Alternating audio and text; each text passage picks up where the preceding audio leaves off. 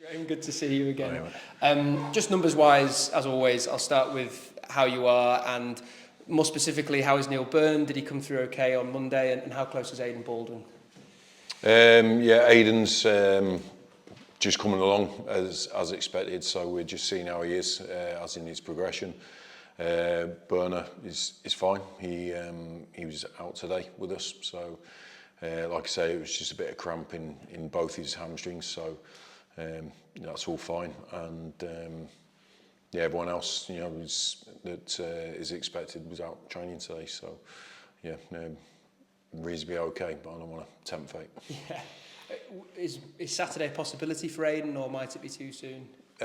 Probably not. No. In fact, no. It won't be. It's he hasn't trained enough for because he was out for a longer spell than Burner, so the recovery will be a little bit longer as well. But yeah, so fingers crossed. He trains with us fully next week, but we see how the weekend goes.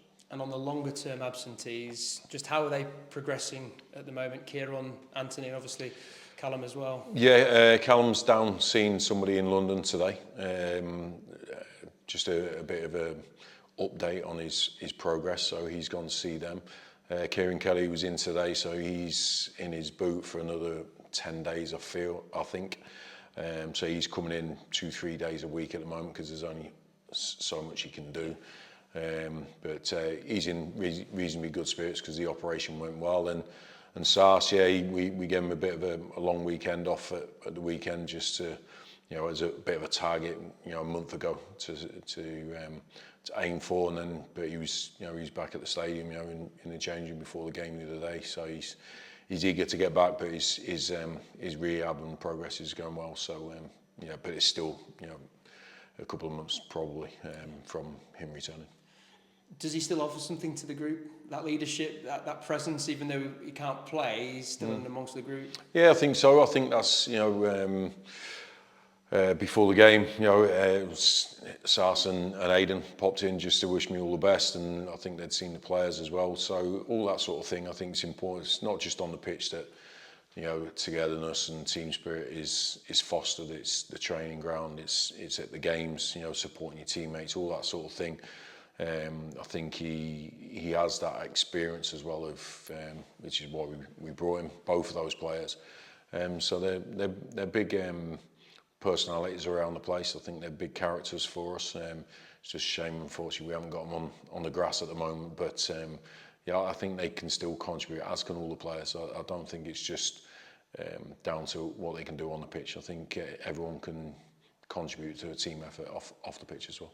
And as we spoke about in Corey's case after the game on Monday, he brings a lot of that experience into the group. Obviously had a few more days in and amongst the team. How is he settling in, and how are the players responding to him being a part of the group now?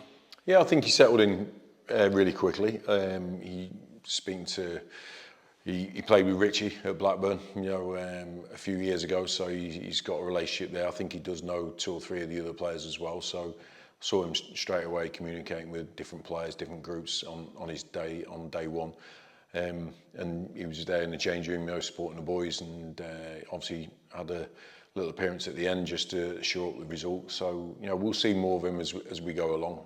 We're still getting to know him ourselves as a manager-player relationship, but I think he's got the abilities. Like I said the other night, it's just making sure he's up to speed as quick as possible to contribute fully. But we're delighted to have him.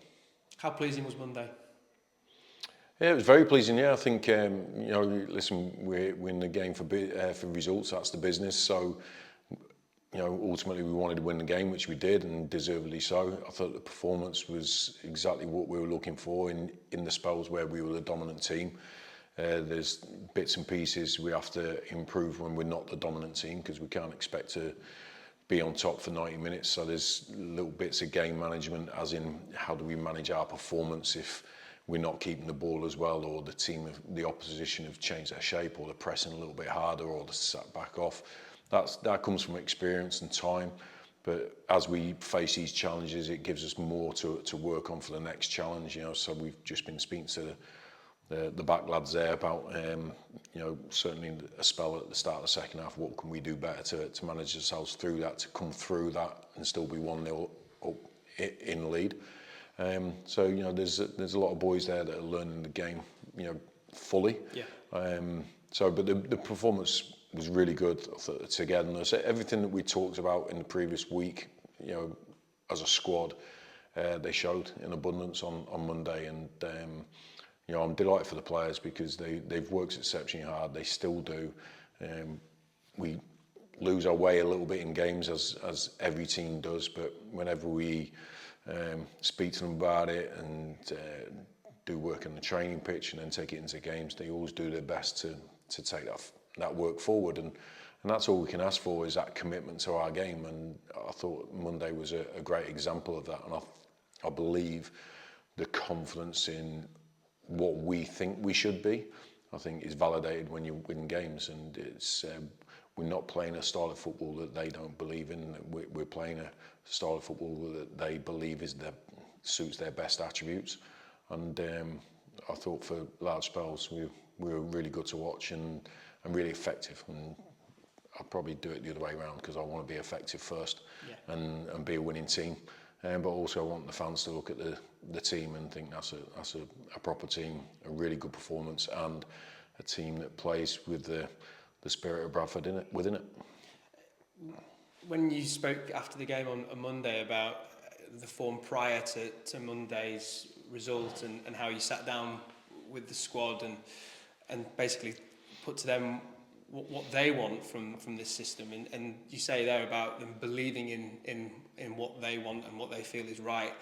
How big a component is that to have, I suppose, a collaborative process? Yes, you are the management team, but actually it's a collaborative judgment call on what is best for this group. Well, I think me on my own, I'm not going to win games. Them on their own, they're not going to win games. We have to be together, and we have to be on the same page. And after Harrogate, what I saw in the first 20 minutes was just nothing like anything we do. That was it. So I wanted to sit down with the players and say, okay, these are the choices. We can either be this team or that team, this team or that team. You come and tell me which team you want to be. And that was it, really. And I'll let the players go and have a chat and come back to me with what they wanted to be. I was hoping they came back with the answers they wanted to do, but I wanted to coach a way of playing, and it was nothing to do with the formation. It was just fundamentals of either being aggressive or passive and things like that. I want them to believe in what they're doing, not what I'm doing or what I'm trying to implement, but what they're doing. Where's the collective? Do we all see the same things? And once we've got a commitment to a certain way, then we can all work towards it. But we have to have an agreement, I believe, in what we see ourselves as. And it was I thought it was a constructive day, and I think we made what was a negative at Harrogate into a positive by redefining or clarifying what we identify as. Who are we? What are we as a team, as a group? And I think it's important that people have responsibility in that. And I talk about having experienced players in our squads and giving them responsibility, same as young players. I can't just ignore that and just dominate everything. I think there has to be a collaboration, and but obviously I am the leader, and then now I lead that joint idea. Now I protect that idea.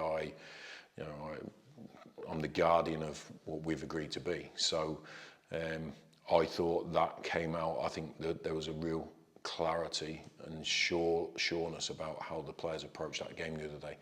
That's the benchmark, and we're not always going to win every single game, but however we play, we have to play to the ideals that we've set.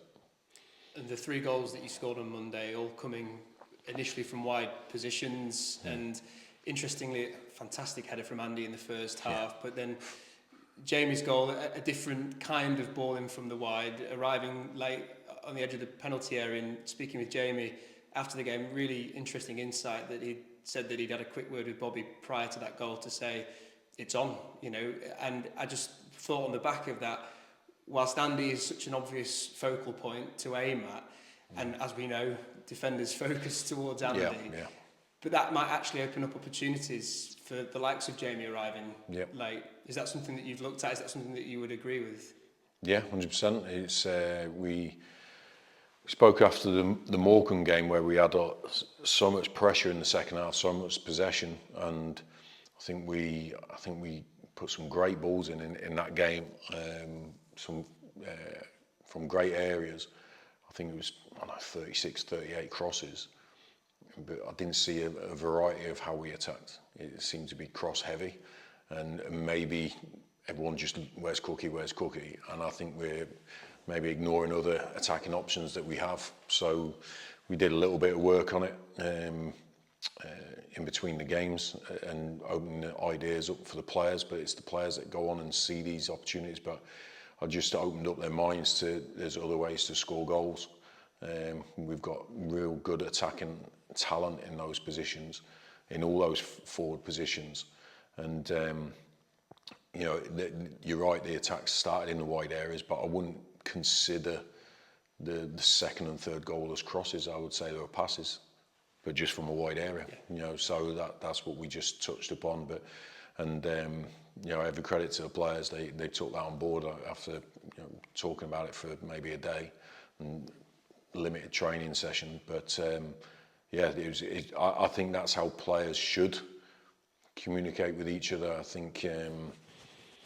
I think Cookie said something to me at at Morecambe about a corner, and he said, "Oh, Tyreek's doing this thing." I said, "Well, he's sat right there. Go and tell him." Yeah. You know what I mean? You know, it was a little simple one. I goes, "He's there. You know, you're a man. He's a man. I'm a man. Yeah. You don't have to come through me. You know, these are things you can sort out yourselves. You know, and it's not an issue. It's just helping each other out." And I talked to them about having communication, about being there for each other on the pitch. No one's on their own, but they have to talk to each other, encourage each other, remind each other of the things we're about, and that's how good teams work. And I think trust is built that way. So it's great that Jamie and Bobby have communicated that on there, and it's come off. So we have to have a variety of way of scoring goals, and I thought we saw that the other day. And we had other chances. You know, I think Jamie had a shot from 25 yards that got tipped round the post and stuff like that. So we haven't seen a lot of that. We've seen a lot of crosses, a lot of attacking crosses. But I think we can attack from central areas as well. Yeah. Just finally from me, we've seen in the Morecambe game late on, and then obviously more so in the second half against Newport, Tyler Smith getting more minutes in the league outfit. Yeah. What's that down to? What's he done? What's getting him into those positions for you? He regularly scores goals in training. He's you know, he loves scoring goals. So I've seen his demeanour, his body language, his willingness to, even though it wasn't going his way, he was in the match day squad for a few weeks. Then he came onto the bench, but he came and spoke to me and asked what he needed to do to make the next step. I gave him a little bit of information. He took it into the training, took it into his appearance off the bench at Morecambe. So it's about performance for me, and as much as I can talk to players about, I trust them all, and I have no favourites, and there's no set 11, and whether I brought you to the club or didn't, everyone's in the same group of players, that it's about performance. And if you do the things that the team needs and the things that you're good at, then that's the best chance of getting in the team. And that's what we need, people that have a knockback but still come forward to go again. That's got to be us as a team, and I think we've shown that in the last two games. You know, going 1-0 down against Morecambe and coming back, and then obviously conceding the equaliser and then coming back to win the game. So I think we've got that, but it comes from individuals. But then if you get enough of those individuals, it comes through in your team. Thank you, Graham. Okay, mate. You talk about communication between the players and between yourself and the players. Something that was noticeable the other night, and Tyreek mentioned it, is he's fairly inexperienced as a wing back, and you were telling him what to do when he was on your side of the pitch, but Bernard was very much communicating all the time and helping him and Jay out where they needed to be. Yeah, and but that's how it should work, because even though I've got a loud voice, it can only travel so far on a match day. So certainly at Valley Parade anyway. And so that's what we've just had a unit meeting there. So they all hearing the same messages, but then they can take that onto the pitch, and on the training pitch it can't just come from me. And certainly there's issues that happen in games that you can't wait till half time to fix it. It's got to be fixed instantly. So that's why Neil Byrne's here, because he is a good talker and he can organise players. But it's the joint message has got to be shared upon who can say it. And it's great for Torrey. I thought he was superb the other night, to be fair, both in an attacking sense and defensively. He is learning a new position, but I do think it's a position that suits all his best attributes. And but that information, it doesn't have to come from an experienced player. I think Jack Shepherd can pass that information on. I think Chet can pass that information on to Jay and so forth. It's not exclusive to experienced players. I think if you know what you're talking about, it doesn't matter how old you are, and all you got to do is regurgitate the things that are said day in, day out in meetings, on the training pitch. And if you've got a good memory and you're attentive, I think you can pass those messages on to everybody. So it's not just about the experienced players that can do that. And of course, Tranmere on Saturday. What sort of game were you expecting? Well, look, each game is. I think we don't know of issues that opposition have. We don't know of ideas they have against us. So we always keep an open mind. We obviously analyse the opposition and know sort of what formations they're familiar with and what their favourite is and what their last team is and all that sort of thing. But every team has the element of change. So we don't go overboard on they will definitely do this, that, the other. I think we've got to get our own house in order first, which I think we did the other night. But you see, Newport changed. They had the same personnel first half, second half, but they changed how they started each half. So these things can change. So we've got to be fluid in our thoughts as well and how we approach any issues that come up in games. But listen, I've played at Tranmere loads of times as a player, and I've done as a manager, and it's always a tough venue to go and win points out. So I would like to think that we will take our performance from Monday into the game on Saturday, fix any issues that we have to face in the game, but go and commit to the game that we did the other night. That, for me, that's all I'm looking for from my team, is that we go and commit to what we've agreed to be. Cheers. Good luck. Okay, mate. Cheers. So obviously on the Tranmere game, Graham, I mean, Nigel Adkins, so you're both former Scunthorpe managers. Have you been up against him much over your career at all? I think it might be once. I think when I was manager, I think I just took over Scunthorpe actually. He was manager of Sheffield United, at Bramall Lane. I think off the top of my head, I don't know if there's been many more, but I know Nigel. I've met him a few times, obviously, and really good guy, great football guy, and his CV's really strong as well. So they're in good hands there. I was going to say, because they're another club that probably look and think, we should be better than League Two. We should be, in terms of the size of the club, they're one, with an ambition to get out of this league. Yeah, I'm sure there's lots of clubs in League Two that have ambitions to go up. You have to do it on the grass. It's same as our scenario. So no one's got a God-given right to be anywhere. You have to earn it. But yeah, they've. I remember playing against them in the Championship. A lot of times when I was at Preston. So it's a big club in that part of the world. Obviously with two giants on its doorstep, but they've certainly held their own over the years. So I think every club has the right to be ambitious. There's no. It's not just down for the chosen few to be successful. So it's an open book for everyone, to be honest. Talking about Neil Byrne the other night, his voice and his leadership. I mean, from your own point of view, it must have been great to have one of your original defenders back in that back three and sort of back to basically where he left off almost.